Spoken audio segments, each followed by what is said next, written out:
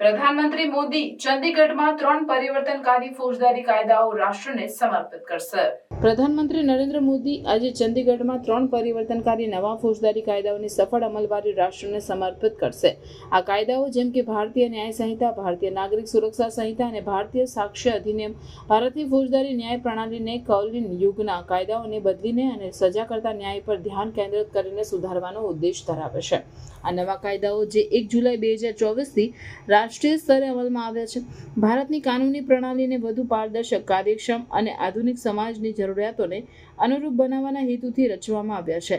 તેઓ cyber crime અને સંગઠિત ગુનાહિત પ્રવૃત્તિઓ જેવા આધુનિક પડકારોને ઉકેલવા માટે છે અને વિવિધ ગુનાઓના પીડિતોને ન્યાય સુનિશ્ચિત કરે છે.